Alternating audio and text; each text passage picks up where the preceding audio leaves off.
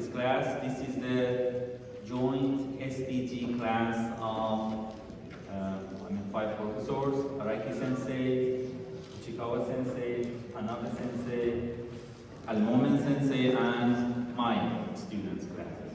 So SDGs, today we have a special lecture by Dr. Troy from Oxford University.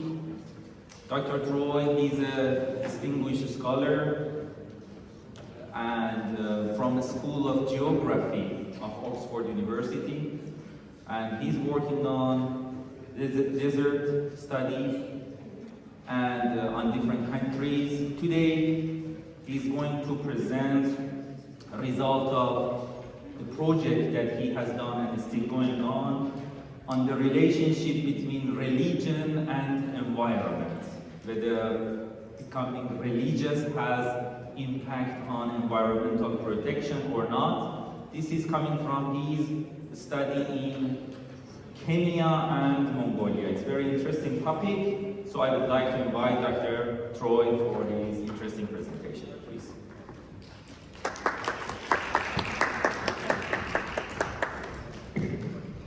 Can you hear me? Yes. Okay. It's wonderful to be here at Tokai University to talk to a new audience. And in the Oxford tradition, we like to have lots of questions from the class, from the students. So as I speak, think of your questions, and afterwards we can have a nice discussion, I hope. So as the professor said, I'm here to speak about an ongoing project we have called Mystical Natures: Do Religious Changes Impact Environmental Change in Pastoral Drylands in Mongolia and Kenya? So I start here with a picture of a mountaintop ceremony in Mongolia. And as I talk about it, you'll see what are the similarities between Mongolia here in Asia and Kenya in Africa, and also maybe their differences.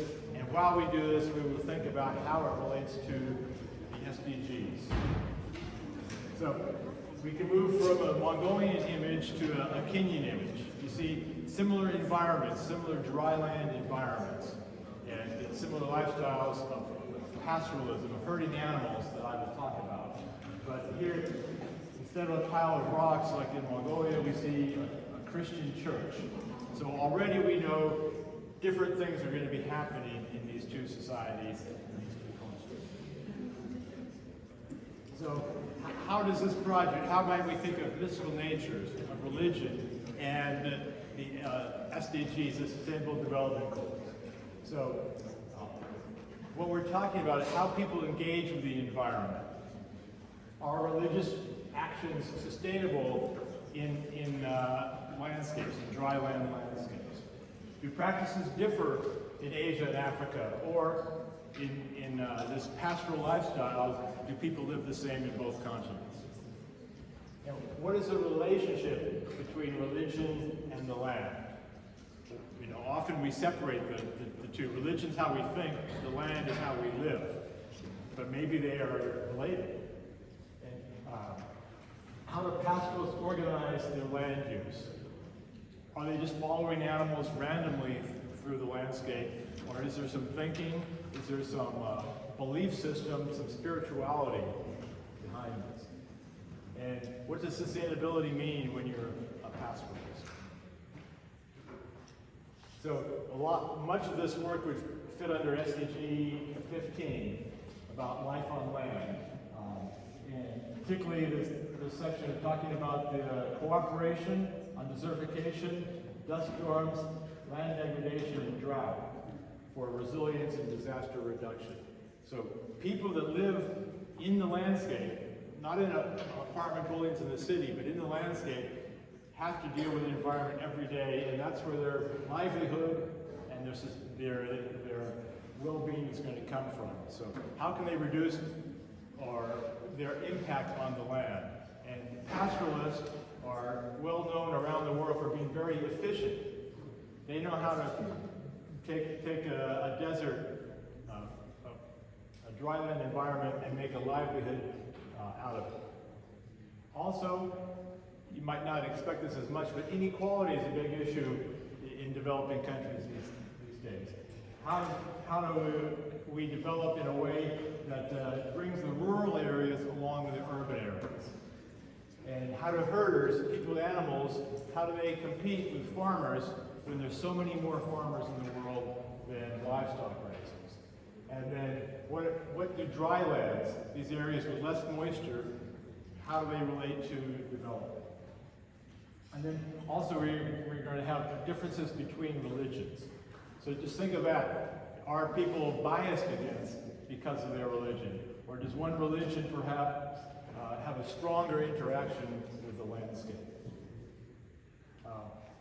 So as we think of the SDGs, there are 17 goals. They're all very clear, but we should also take a moment to stop and think, what's missing in the SDGs? What don't the SDGs talk about?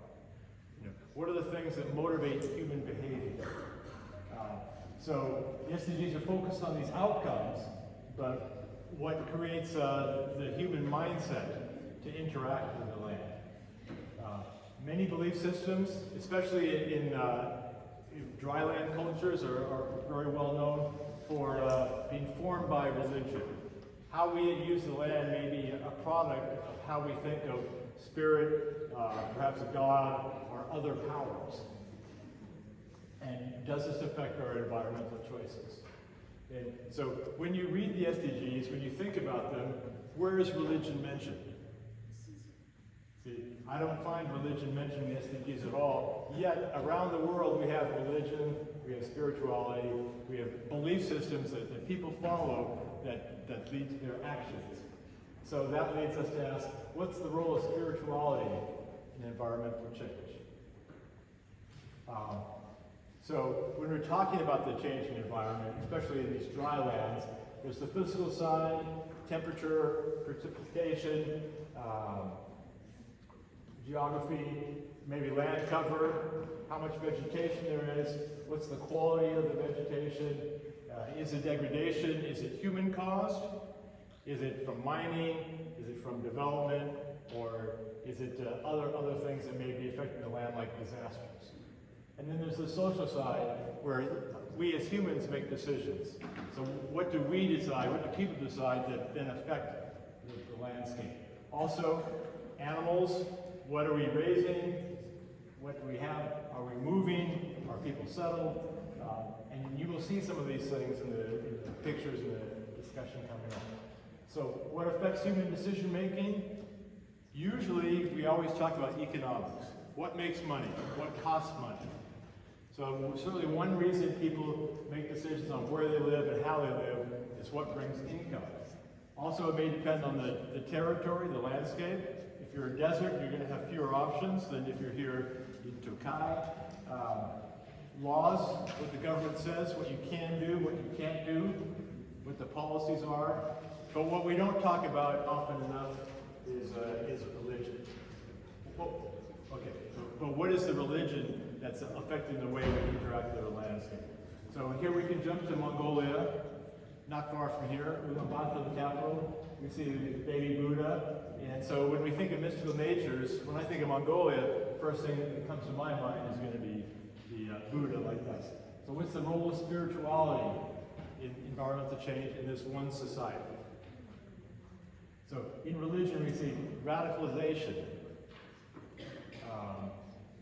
religious revival, changes over time, Christianity, Islam, Buddhism, and then how does religion affect environmental beliefs and action? So here we are in Mongolia, and then we move to Kenya. This is a version of Messiah Jesus. I'll show you a map later where he comes from. But what are the environmental change? We all hear about climate change. That's common. But privatization of land.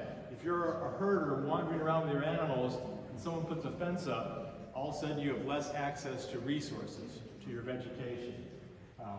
Mining. Mining is a multi-trillion-dollar business around the world, and much of it happens to be in dry lands.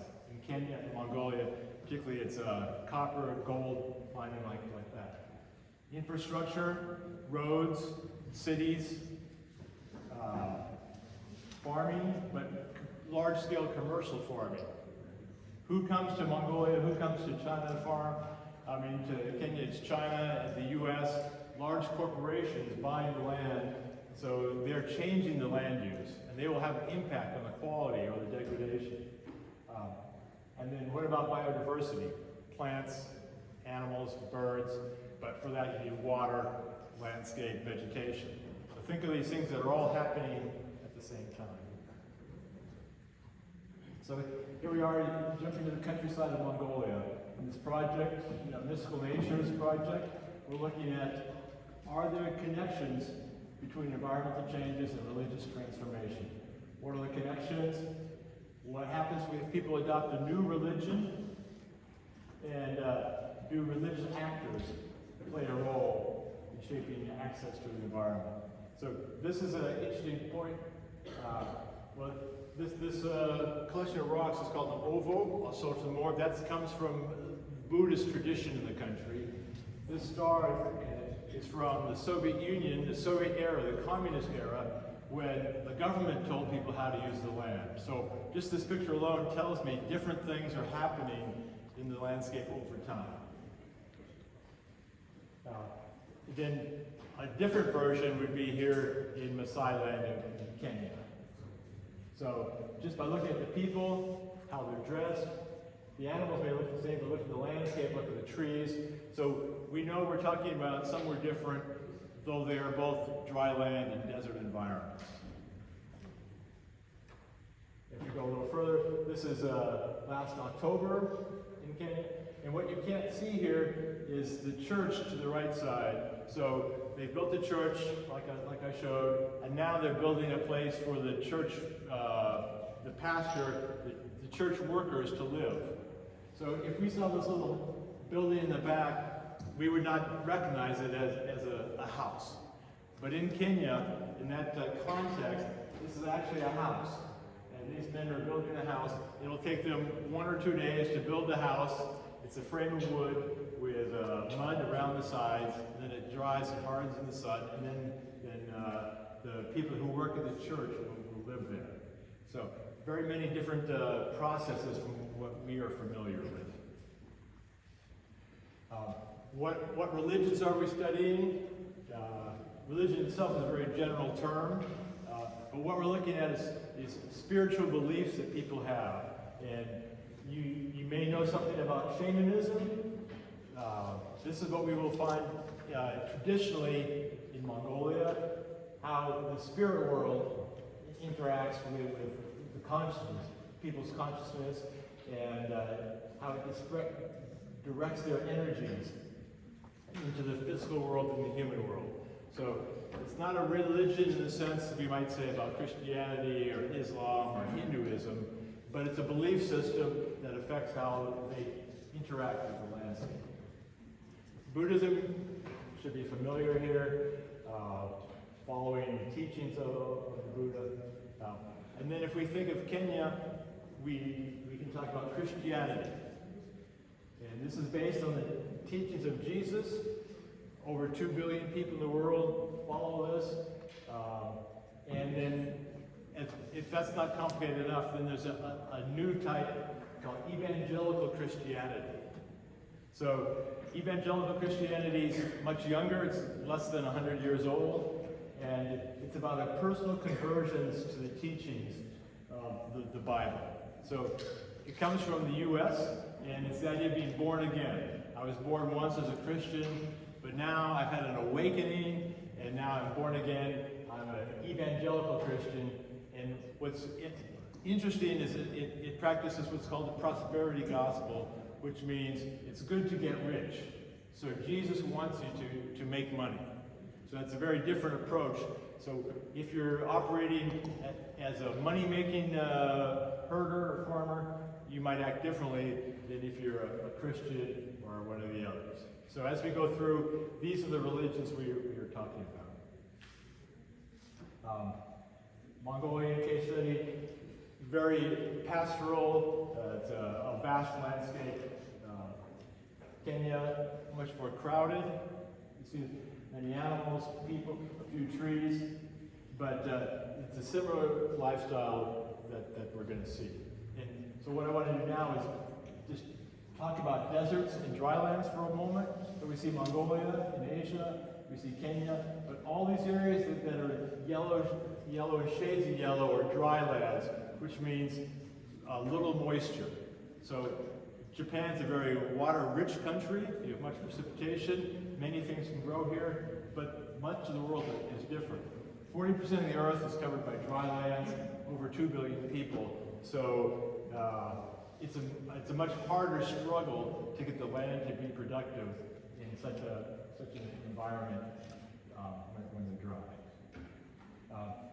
How do we know what a dryland is? A basic rule of thumb is less than 250 millimeters of rain a year would be a desert. So the reason this is important, because at 250 millimeters or less, it's hard to grow any crops or any vegetation without irrigation. So if you're a desert, it's very hard to grow anything. So your livelihood has to be something that can live without much moisture. So animals are a very effective way of doing this. Semi-arid would be less than 500 millimeters a year, which is much of China, for instance, is semi-arid. And here we have Mongolia, one version where it's very cold in the winter, so that'll have a different impact. Kenya, where it's hot. And the thing to think about deserts is when moisture comes, if it rains, the heat makes it evaporate. So there's not much water left on the landscape. So vegetation has trouble growing. So just keep that idea. Even in the desert, if there is some precipitation, the heat causes the evaporation. So if we zoom in on Mongolia now, just look at the landscape. In Mongolia, it's a communal landscape. So that means nobody owns the land. In the constitution of the country, the land belongs to the people. The people are the stewards, the custodians of the land. So that is good for Mongolia's herding lifestyle, for moving around, because as you see in this picture, there's really no sign of mankind. There's no buildings, there's no power lines, you don't see cars going through. And in much of the world, they see a landscape like this as empty spaces, marginalized, low development. But people are living here, even if it's not something that we would be familiar with. So, it's pastoralists and animals. Maybe you recognize these as yaks. So the first thing I should tell you, a yak is only in cold areas, so it's a very cold environment. So how do you do with less moisture and cold temperatures? So pastoralism, actually it's a lifestyle for 200 million people, so many people around the world, and it's the idea of converting the grass's vegetation into human food through the animals. So it's very efficient for a goat, a camel, a sheep to eat the vegetation, and the people can eat the animals. So in these landscapes, this is what's the effective way of living. And the animals prefer different grasses at different times, so mobility, migration, being a nomad for millennia has been the most effective way of living in these areas. And as you'll see throughout this, in Mongolia in particular, there's no fences. So very different government and mental approach, because people are free to move. And this is the Maasai version. You'll see the cattle in a pen here, and similar grasslands. And so in this area, what does climate change mean? We know about climate change. You can tell me what climate change means in Japan, but in this area, it's about temperature increasing or decreasing. It's about growing season. When will the plants grow? June, July, August, or April, May, June, July, August. That's important because the longer growing season, the more vegetation you can have. Precipitation in Kenya, it's only rain. In Mongolia, it's mainly snow. So that's going to have a different impact on the environment and how people use their environment. Seasonality means when does it rain? I think in Japan it rains most of the year, but in Mongolia mainly it will rain in June, July, August. So that's the only time the vegetation is going to grow. These people know this, and this is how they base their decisions on these facts they live with. Then, like SDG 15, what about the hazards? Drought, extreme heat, cold, insects, disease. Also, these things will affect the plants and they affect the animals. In two examples, one from Mongolia and one from Kenya, but we see in both areas over 50 years an increase in the temperatures. So I might argue in Mongolia that's a good thing because warmer weather means more vegetation growth, which means more food for their animals. In Kenya, that may be a bad thing because that means more evaporation, less moisture for plant growth. So when we think of the SDGs in this context, what does it mean for sustainable ecosystems in dry lands? Do they help us combat desertification or degradation when the landscape becomes less productive? How about for drought? And does it reduce our biodiversity loss?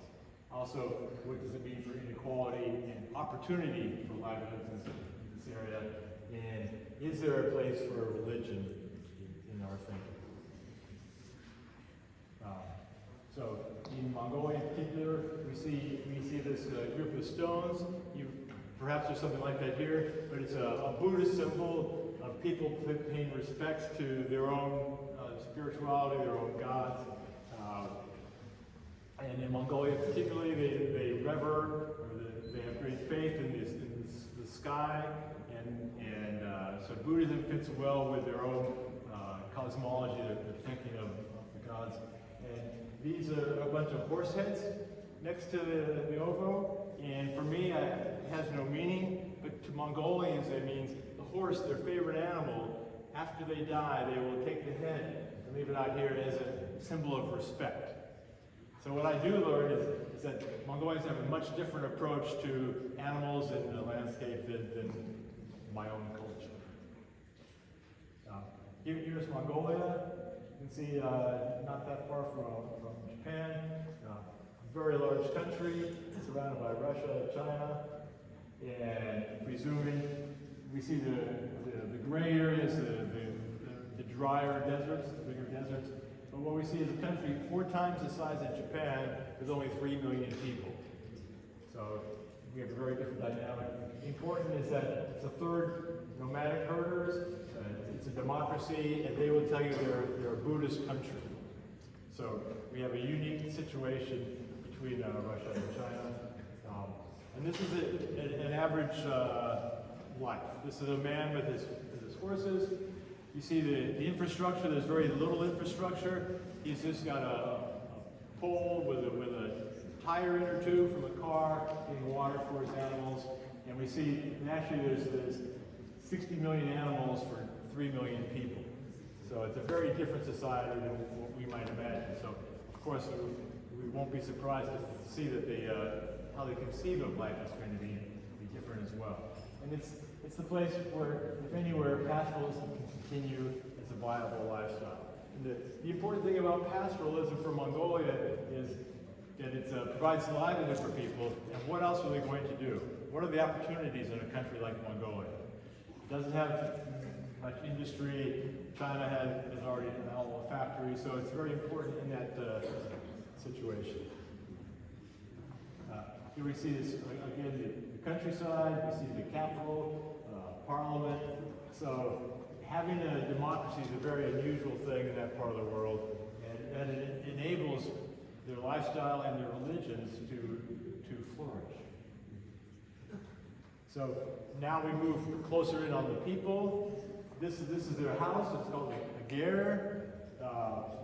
They would say it's traditional, but if you look at it, it's actually changed very much over the recent years. Because we see a solar panel, so we know there's some electricity. We see a satellite dish TV. We see a motorcycle. We see a water storage tank so that they can bring water for cooking, for bathing, and inside, this is actually someone I know countryside. She's making curd, milk products. So they milk the animals, they heat it up, and they make it into these blocks I'll show you. And this is food they're going to eat all throughout the winter. So rather than going to the 7-Eleven like we might do here, they're actually making things months ahead of time so that they have enough food to get through the cold.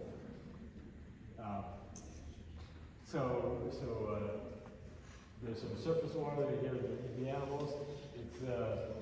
What we're seeing is a warming weather, as I said, informal land rights around winter camps.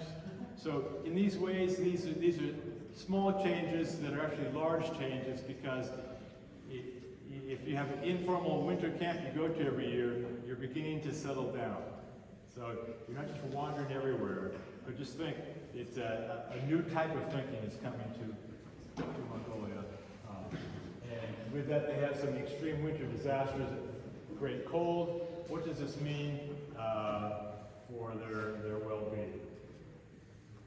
So in Mongolia, we have this time with their religion. Before 1920s, it was a Buddhist country, and the Buddhist lamas ran the country. But to say ran the country, very informal. There was not much structure at all. But 20% of the country were at that point lamas.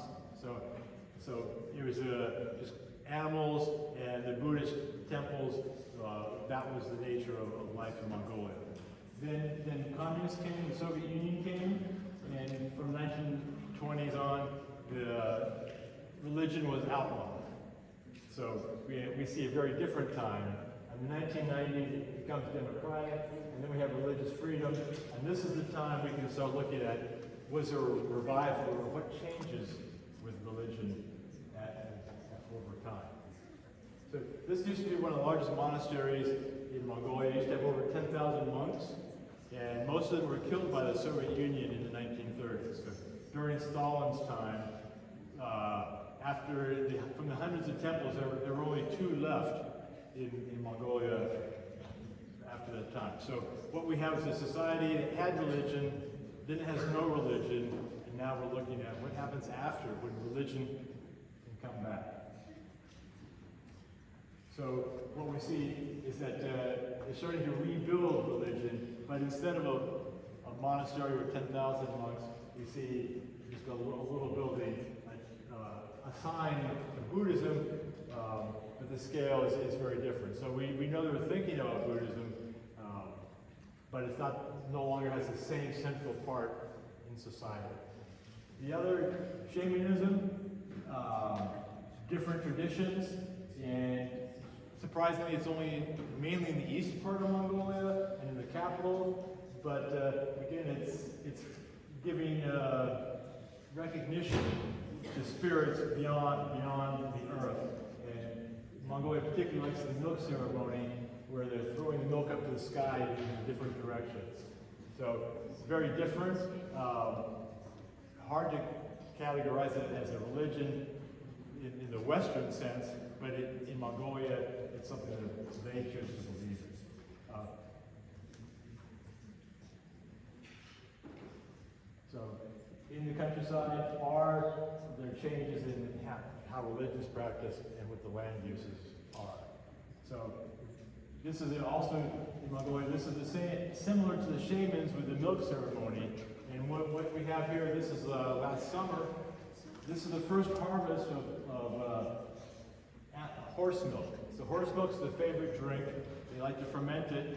And so this couple is giving thanks to the gods for the good harvest, the good collection of milk. So to them, it's part of their everyday spirituality.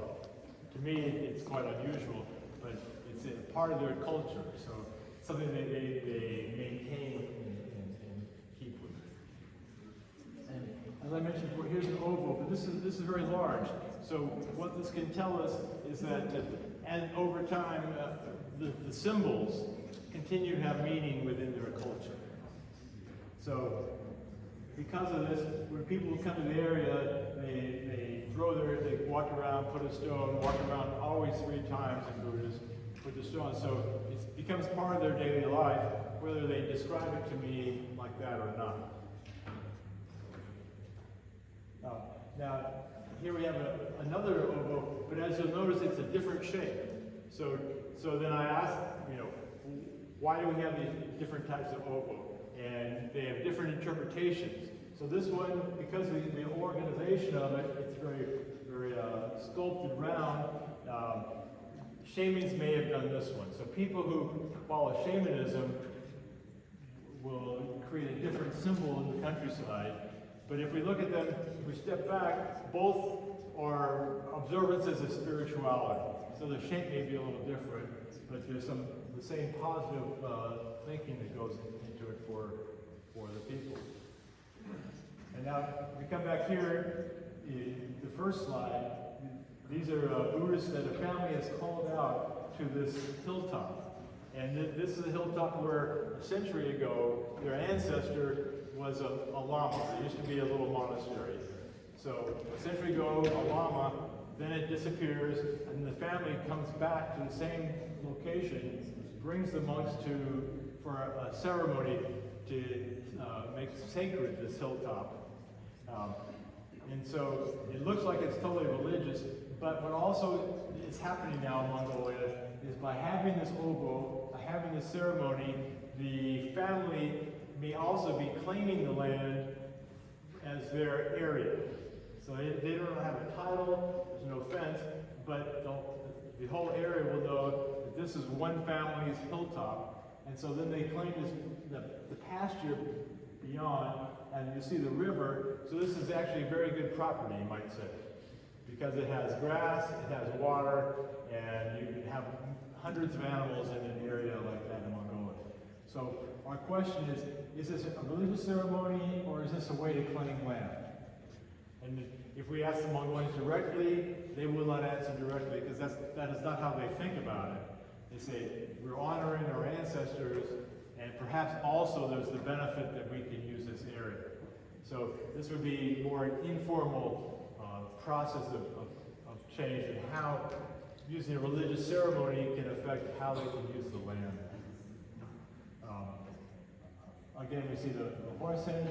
So the people whose horses they're going to feel some sense of belonging to the land here. And they may try to exclude other herders from the area because they've invested. They've made a marker on the landscape. And this is from a rich businessman in the capital, actually. He's making a giant Buddha figure. Behind all the structure, you can see a Buddha taking shape. But also, he's making a shopping center. So is he using Buddha and the idea of Buddha to claim the land, to claim the area, or is he really using Buddha to make a shopping center and make money? So the role of religion then starts to change in the countryside of Mongolia. And then in the capital, here, this is last summer at the Catholic Church. So the church has been in Mongolia for 30 years. They're trying to get people to become Christians. Mongolians listen to everybody, but it's not one of their traditions. So they're having the church is hosting the monks, they host the shamans, there's Muslims from the western part of the country. So it's very inclusive in Mongolia. So all is possible, but there isn't one that has to be in Mongolia, so it's quite open in that way. And so here we see monasteries in the mountaintop. Actually, it's a UNESCO heritage site, but it can tell us that the people are still very interested in the spirituality, even if they don't want to express it as religion particularly. So when there, I assume the people would be Buddhists coming there, but they could also be shamans or not have a set religion, but they think it's worthwhile in their own belief system to pay reverence to these sites. And this is at a festival, at a horse horse ceremony in Mongolia. This is their favorite sport, you might say. But even at a big gathering, they have these women coming out doing a blessing for the horse festival, that it goes well for all the people and that all are safe, all the horse riders are safe. So they don't even claim it to be any religion, just a blessing. So maybe we need to think of Mongolia as a much less formal religious way than in the Western way, I'm a Christian or Hindu or a Muslim. And here we are. This is the main monastery in Mongolia, dzud, and we're talking to the lead lama. Again, very encouraging. We asked him about Buddhism and the role, and he describes it as it's educational. So whereas I might think it would be religious, he sees it a little bit differently. It's giving information to people, listening to their problems, but that he's not trying to change people's minds. He's just trying to encourage positive behavior. In a typical family that we'd see many generations of women in this case. We see the ger, and we see this is what was milk, the hot milk being drying on the roof of the ger for the family to use during winter time as food. So this is more the daily life of people. And they say they're Buddhist, but they don't say they don't have to do anything. They don't have a temple they go to. They don't have a set regime. But they do say that in the valley where they live, their ovos, the rock piles of rocks, are increasing. And why are they increasing? It's like different families within the large valley are claiming certain areas of the valley as a place they can use as a resource for them. This is what life is like inside the ger. It's if you imagine, it's only 4 meters wide. It's a circle of 4 meters wide, and that's where families live in the countryside through plus 30 in the summertime, minus 30 in the wintertime. But it's a way that's become effective in Mongolia. And part of the ceremonies is the wrestling, just give you some idea of the lifestyle, the people there. And so what are we finding really in Mongolia last year?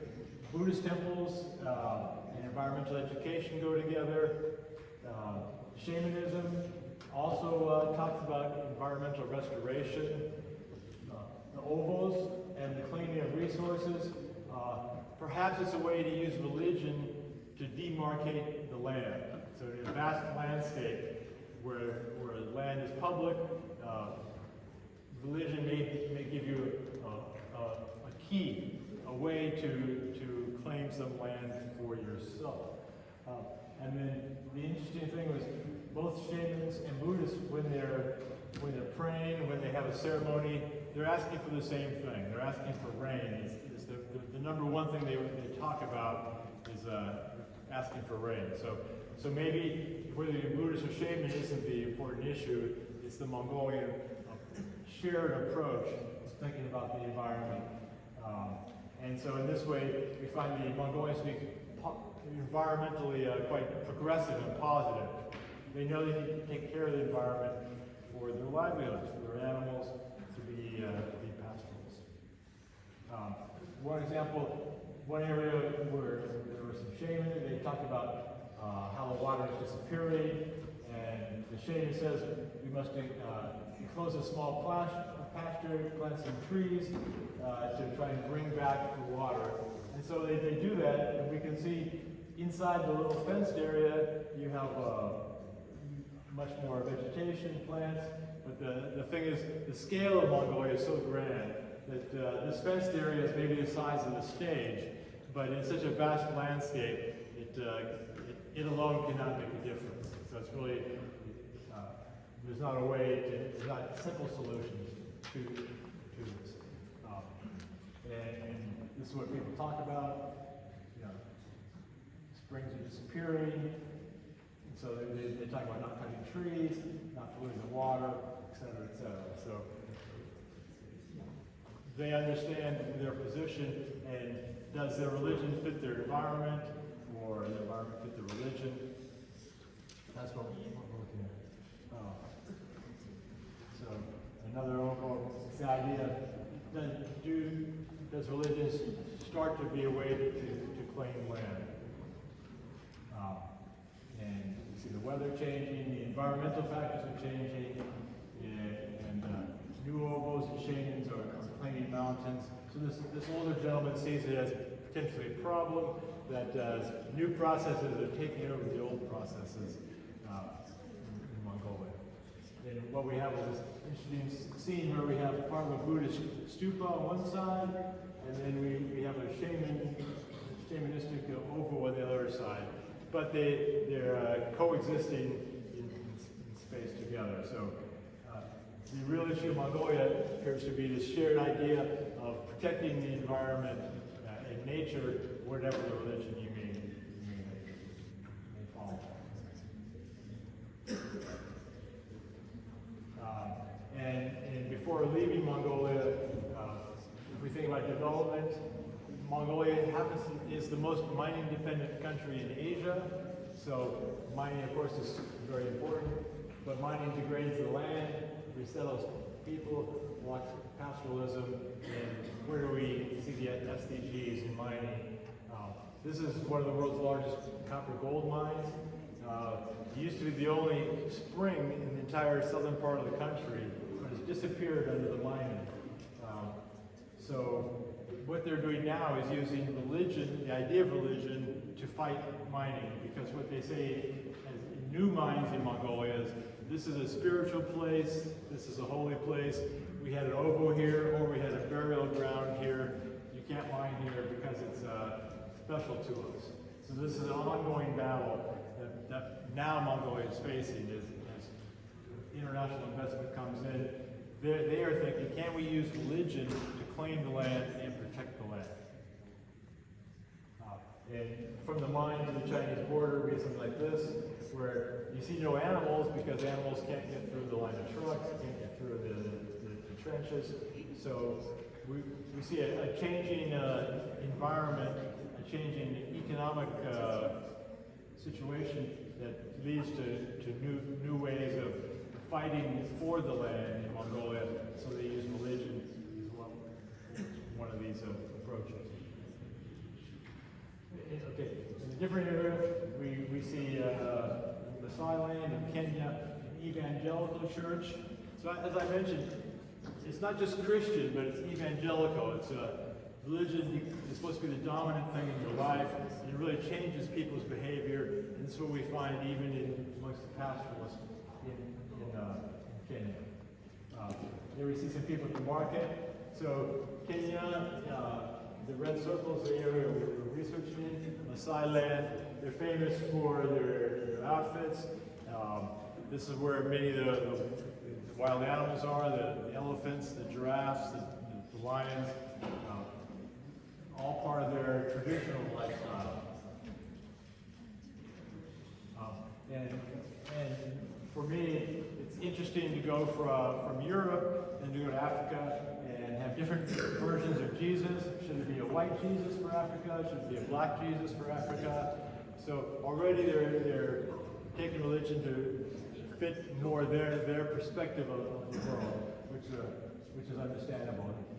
Is conversion to Christianity responsible for environmental challenges? Does Christianity change one's relationship to the land? What's the role of churches in the process of land use? And particularly for me as a foreigner, what's the role of foreign missionaries and money in conversion?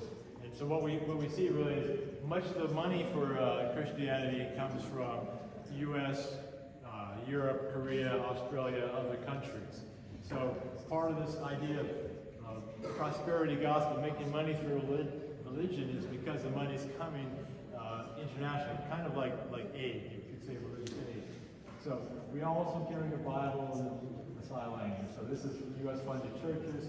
This is what we see here. And the idea of bringing hope or bringing salvation to a Maasai village is unusual to me, because what they're really doing is they're bringing money into a community. So churches and land claiming. In Kenya, surprisingly, if you start a church, the government will give you 1 hectare of land.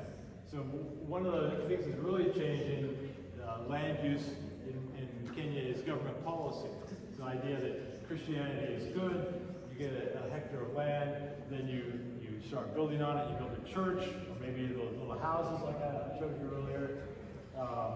And what it does, it starts dividing the landscape for the herders, for the countryside.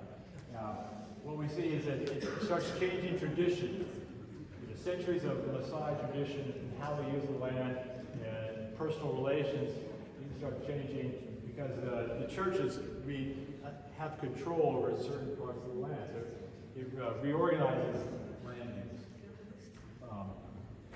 What's particularly striking to me is that the changes of land, change from the customary beliefs to this production method.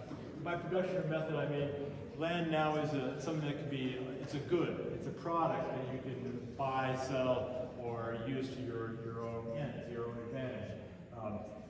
And one of the most notable things is if you become an evangelical Christian, you need to be buried. But in the landscape, if you're a traditional Maasai, when you die, your body's laid out and the animals will eat it, and in that way your spirit goes up to the customary gods.